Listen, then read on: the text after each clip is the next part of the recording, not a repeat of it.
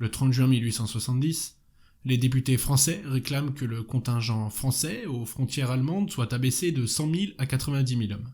On savait pourtant que le chancelier Bismarck, interrogé sur une situation parallèle outre-Rhin par l'ambassadeur français à Berlin Benedetti, lui avait répondu ceci. L'armée est une institution publique et sociale, une école où l'on puise le dévouement au roi et au pays. On ne peut la diminuer. Rappelant ce refus germanique, Adolphe Thiers monte à la tribune en ce 30 juin. Il commence tout d'abord par déclarer qu'il ne faut absolument pas diminuer ce contingent de 10 000 têtes. Et il démontre comment la Prusse, à travers ses annexions et ses traités d'alliance avec les autres États germaniques, comptait non pas 19 millions d'âmes, mais 40 millions. Il n'en conclut pas moins par des paroles relativement conciliantes. Vous ne voulez pas savoir que Sadova a doublé la puissance de la Prusse. Vous ne voulez pas voir qu'au lieu d'une Allemagne inoffensive, vous avez désormais une Allemagne militaire formidable qui ne cherche pas, il faut lui rendre cette justice, à troubler le monde, car elle a à sa tête un homme supérieur, partisan de la paix, mais qui vous met dans la nécessité d'organiser une force militaire beaucoup plus considérable afin de pouvoir contenir les pensées ambitieuses qui pourraient surgir à l'avenir. Ces prévisions, quelque peu prophétiques, vont se réaliser peu de temps après avec l'affaire Dems et l'imbroglio diplomatique qui va s'ensuivre. Nous allons également voir comment le chancelier Bismarck, en s'accommodant de la vérité et en arrangeant la retranscription des événements à son service, va réussir, en habile joueur d'échecs, à précipiter la France dans une guerre pour laquelle elle n'était pas prête. Disposant d'une armée moderne et expérimentée, la Prusse du roi Guillaume Ier tend de plus en plus à s'affirmer comme une puissance hégémonique en Europe à l'aube de l'année 1870.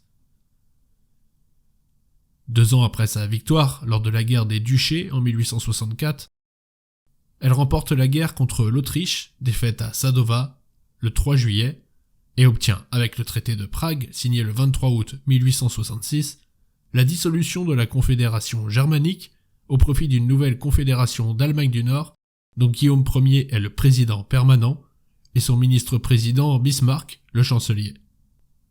L'Autriche perd donc son statut de puissance dominante en Allemagne, de même qu'elle est contrainte de créer l'empire austro-hongrois et de concentrer ses intérêts à l'Est.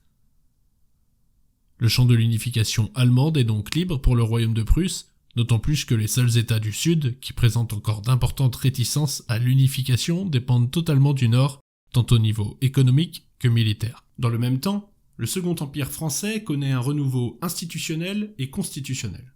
L'opposition républicaine gagne du crédit en France, et en plus d'un contexte politique plutôt difficile, l'empereur va chercher à réformer son armée, malgré une réputation plutôt flatteuse, alors qu'elle n'est plus que l'ombre d'elle-même. Bien que confrontée à de sérieux problèmes financiers, l'Empire français semble être la dernière puissance capable de stopper la progression prussienne.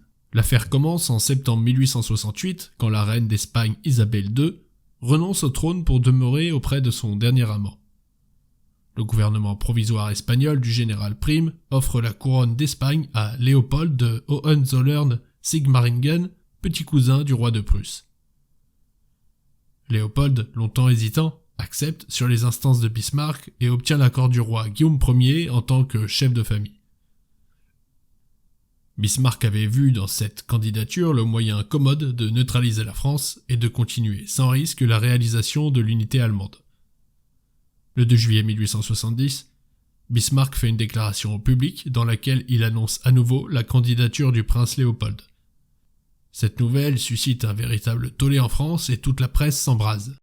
Le gouvernement d'Émile Ollivier ne peut rester longtemps sans réponse, et le ministre des Affaires étrangères, Agénor de Gramont, réplique à travers un discours belliciste que la presse française soutient quasi unanimement. Un Hohenzollern à Berlin, un autre à Madrid, c'était le renouvellement des dangers que Charles Quint avait 3 siècles et demi plus tôt fait courir à la France. S'il y avait une guerre, on risquerait de la mener sur 2 fronts. Le prince Léopold se retrouve donc sous la pression de Napoléon III qui ne peut accepter de se faire encercler par 2 Hohenzollern. Adolphe Thiers avait lui vu juste dans le jeu de Bismarck concernant la candidature de Hohenzollern. Il pensait effectivement que le chancelier allemand avait fait naître l'occasion pour la France de tirer l'épée. Mais il était également sûr qu'une diplomatie avisée pourrait suffire à parer le coup. Lorsqu'il arrive à la Chambre le 6 juillet, le duc de Gramont vient de lire une déclaration délibérée en conseil. Vous savez ce qu'il se passe ?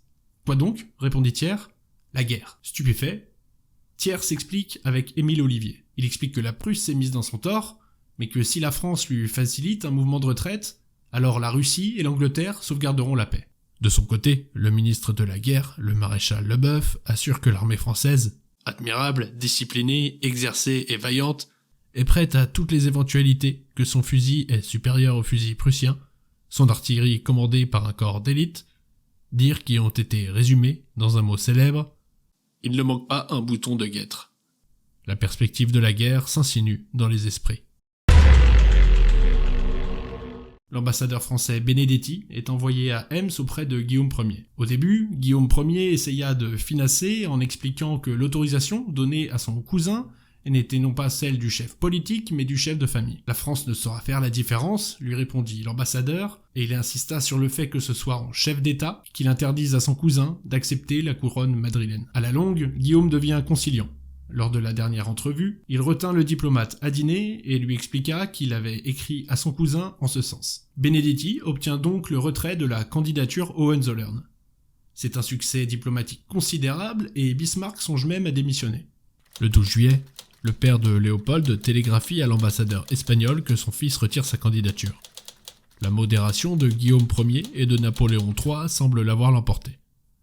Cependant, le ministre des Affaires étrangères Gramont pousse Napoléon III à exiger des garanties officielles de renonciation définitive, engageant Guillaume Ier en tant que roi de Prusse.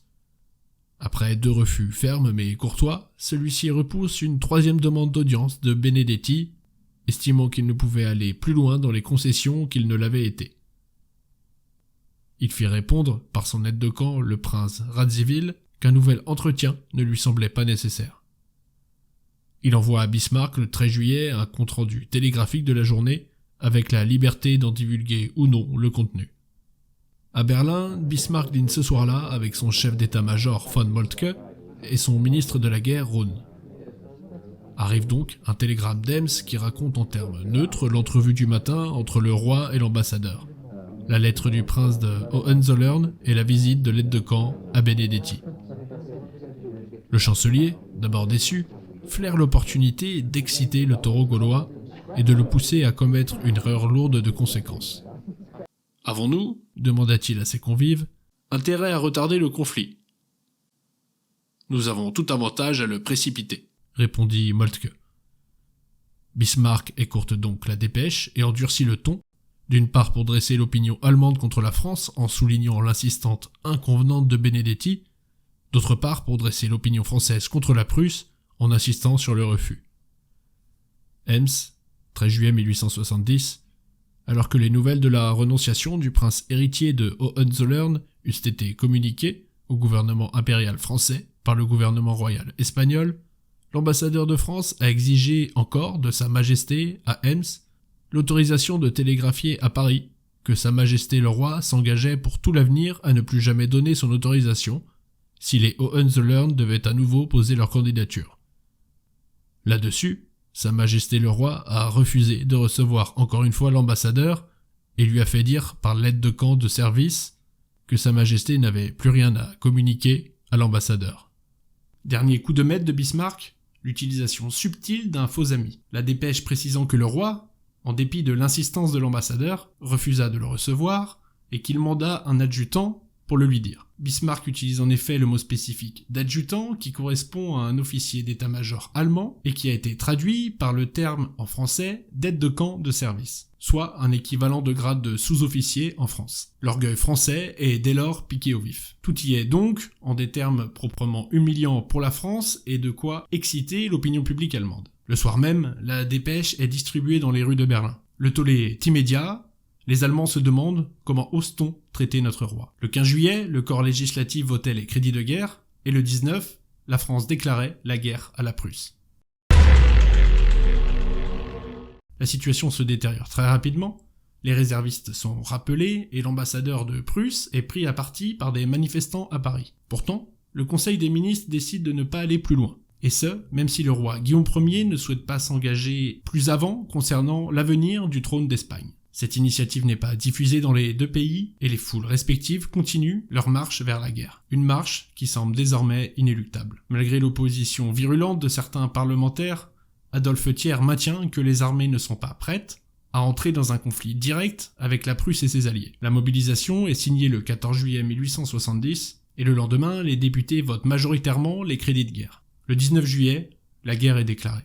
À cette nouvelle, les Parisiens se réunissent spontanément devant les Tuileries. Et tandis que l'armée se tient sur le pied de guerre, celle-ci étant prête et archi-prête, selon le général et ministre de la guerre Leboeuf, les Prussiens et leurs alliés, 2 fois plus nombreux que l'armée impériale, marchent sur la rive gauche du Rhin et s'apprêtent à faire des plaines de l'Est le tombeau des Français et du Second Empire.